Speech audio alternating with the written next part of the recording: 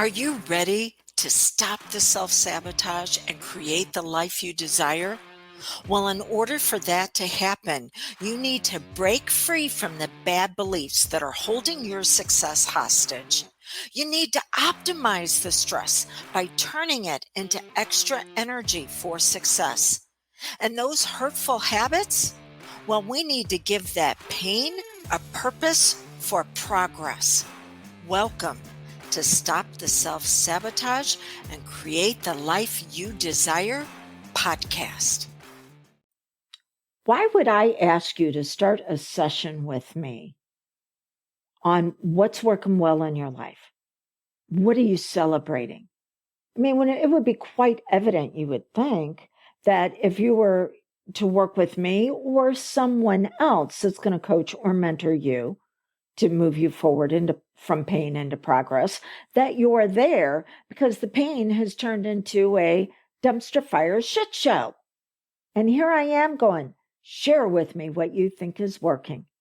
Now, by the way, I don't do that on the first session, but anytime after the first session, every subsequent session, this is how we're going to start. Why am I asking you to start with praise? It's interesting. Have you ever noticed that any spiritual service that seems to be of benefit for the people that are there, it starts with praise and worship? Now, some people would say, yeah, they're trying to get the vibe up and get the energy, people excited about receiving. That is true, but that is a subset of the real reason. See, praise is an outward expression of something that we value, not to be confused with gratitude. Gratitude is an internal expression of receiving something that we didn't necessarily earn, can also be known as grace.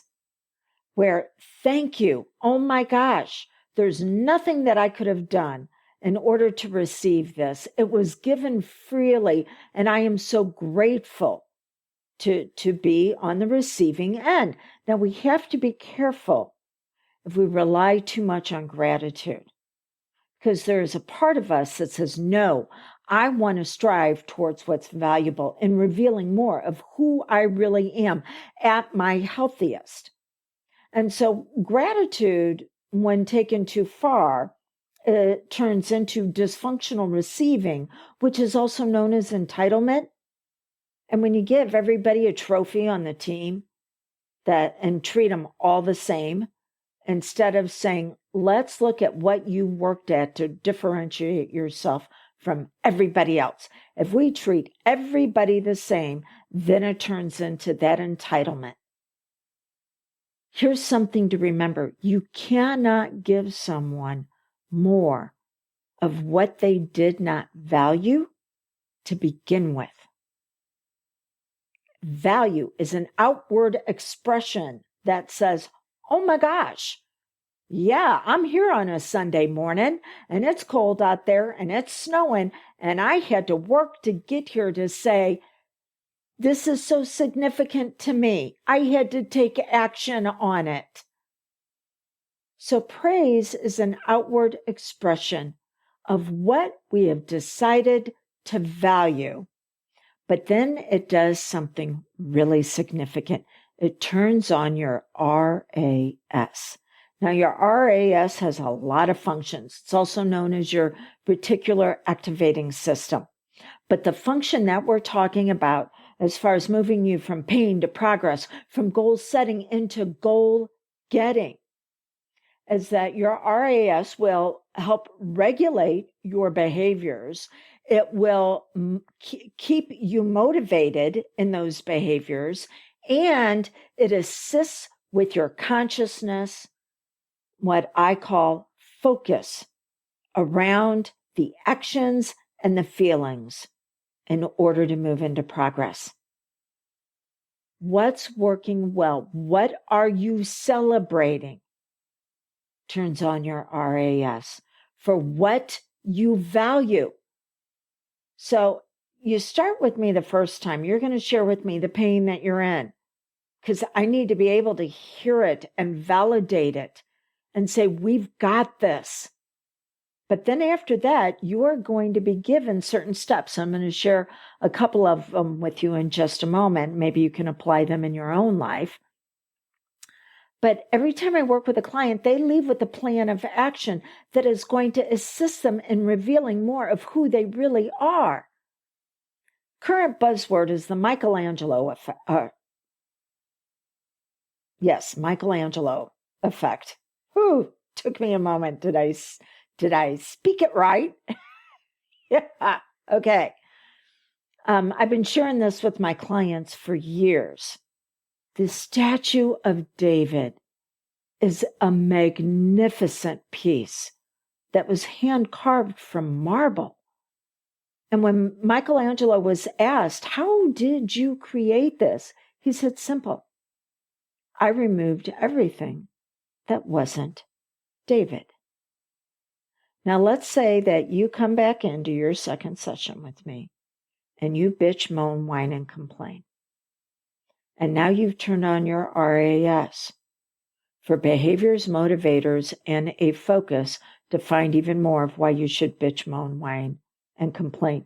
See, your RAS acts as a filter, and it filters out anything that is not congruent with your focus, your feelings, and your actions. Your identity. We're supposed to be doing an identity upgrade, not reinforcing the identity that you currently have. Because if you stay in that identity, you're going to keep producing what you've already got, which is more pain. So we have to praise what's working well, but that what's working well needs to be based on a plan of action. Now, all of my clients go through a system that they are taught that they can then repeat for themselves. So that way they're not dependent upon me. I am empowering them, but that system has to be customized. One of the reasons why you've had a challenge with the videos and the audios and the books that you've read is, number one, you cannot grow outside of a relationship with someone else. So you actually have to engage in a way where you're going to be empowered. But number two, you're looking at someone else's system and you're trying to make yourself fit it instead of taking that system and making it fit you. And to do that, someone needs to be able to take your strengths, talents, abilities, and gifts, as well as your weaknesses, and then say, okay, we know if we put all of our focus on our weaknesses, you're going to be mediocre at best. You're going to be, average. So we need to put at least 80% into your strengths, talents, abilities, and gifts and bring them out stronger. But we still need to put boundaries and rules around your weakness so we can do risk mitigation with it. Okay. So when you start out a session, bitching, moaning, whining, and complaining, it turns your RAS on for something that a lot of people will call patience. No, it's actually dysfunctional endurance. If we go back and look at the original meaning of the word patience, it means to bind yourself with someone else in a way that makes you stronger, like strands of a rope. You only have one strand, you can break it really easy. But if you take two strands and you twist them together, now it is even stronger. But it is there for a purpose. That rope is supposed to allow you to climb up to higher levels of success. So when we look at patience, and I'll have somebody go, I just need more patience in this relationship. I'm like, okay, you've got to bind with someone else. You're twisted together. Is that someone else also pulling their load? Or are you not actually yoked to them? You're not in a bind with them in a healthy, functional way. You're harnessed to them to where you're doing all the work and you're pulling it. What's new? What's different? What are both of you doing for your growth? This is the reason why I have a responsibility to you to give you a process that you can use again and again. This way you are empowered, not entangled. Okay, so dysfunctional endurance, that a lot of people call patience, means that you're hoping for something that's different, but that hope has no basis. See, faith is the hope for something in a healthy way. And so when you start off with what's working well, what am I celebrating? This is an outward expression of what I'm valuing. You're putting a higher demand on your faith that I'm going to get to where I want to go. I am going to achieve what it is I set my focus on. The feelings that I may have, no matter what they are, I'm going to learn to optimize them to get me to where I need to be. They will be harnessed as an energy source. The actions that I have will be congruent with those focus and those optimized feelings. Okay, I'm going to give you a couple of examples just from clients I had yesterday. So the first one, and some of my clients, after they work with me the initial 4 sessions, they can come back weekly if they want, or a couple times a month. And so this client comes in and sees me a couple of times a month. And I had given her the exercise that over the 2 weeks that we were going to be off, that I wanted her to notice her favorites, her favorite music, her favorite foods, her favorite things about the holidays and the people she's around. And she comes back and I'm like, okay, what'd you come up with? She's like, this is really hard. Okay, tell me what you're celebrating about it. And she says, I'm celebrating the realization it's really hard for me to pick favorites. I'm like, okay, why do you think? Who taught you that? Now, I'll ask my clients, who taught you that? Because we can engage higher levels of compassion. I'll share with you in just a moment what I'm talking about. So she had an authority figure as a child who taught her this. And I said, was it because you were afraid you were going to miss out on something? And she said, no. I was afraid I'd be wrong because I had been made wrong in the past for things that I picked. I'm like, oh, that is something great to celebrate. That is. Now, why would we celebrate that realization? Well, then she told me that she had received a promotion and that she is actually going to be heading up a brand new department in her company. And then she pulled out the 2 pages that they gave her of outcomes and experiences that the company wanted to have based on this new department, and then told her, figure out a way to make this happen.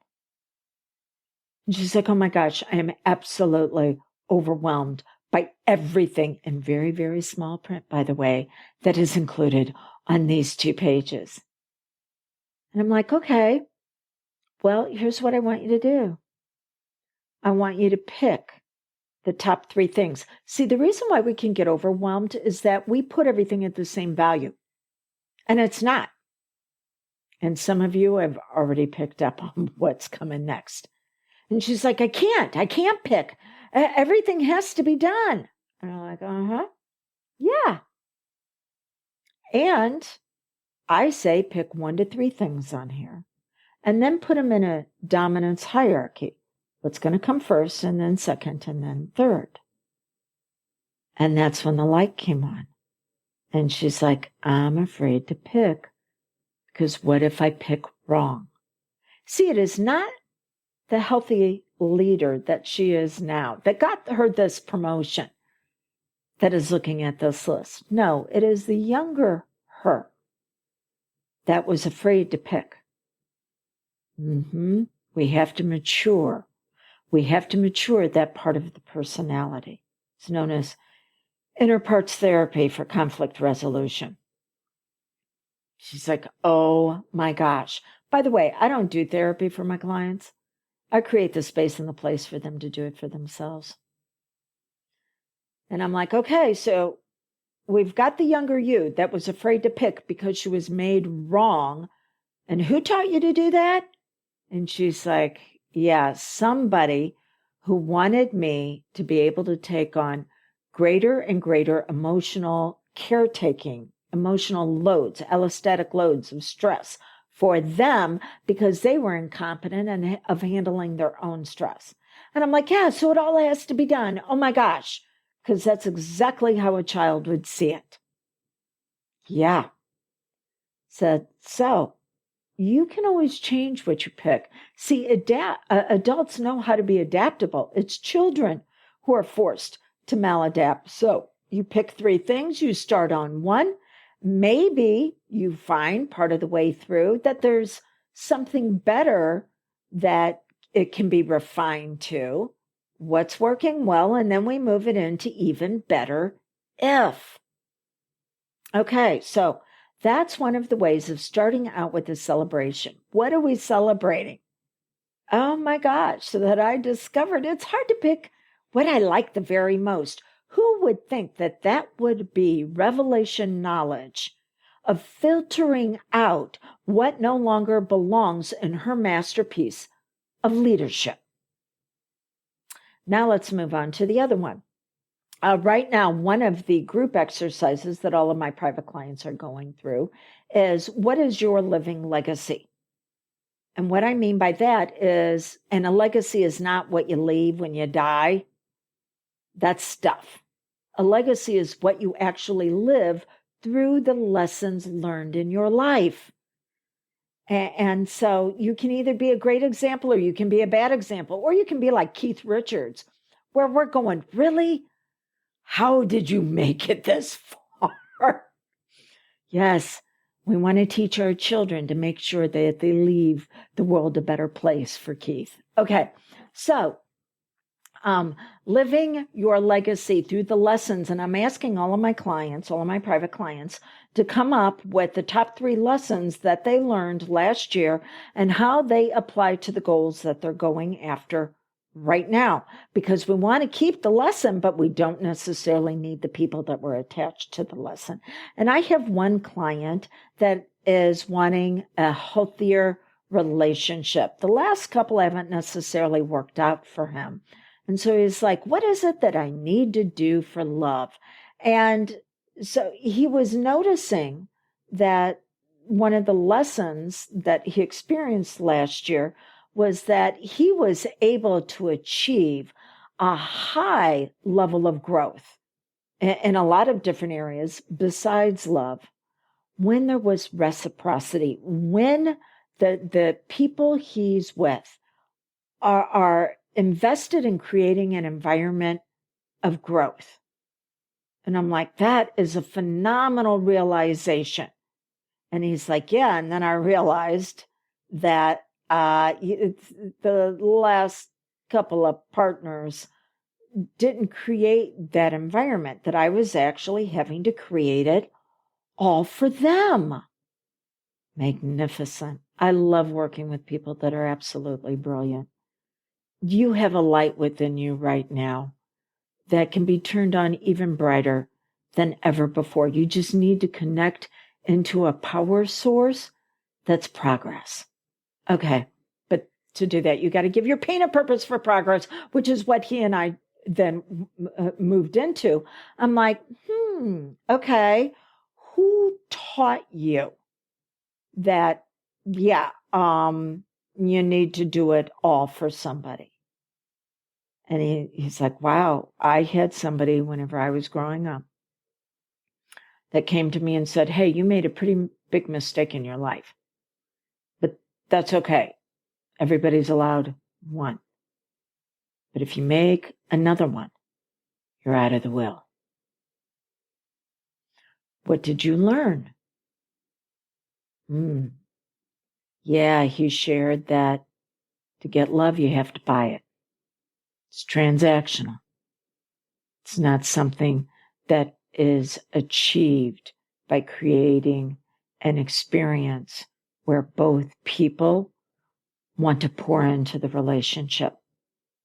And so he was picking partners based on how much could he do for them so he wouldn't be cut out. But they weren't willing to do what was needed for growth in return.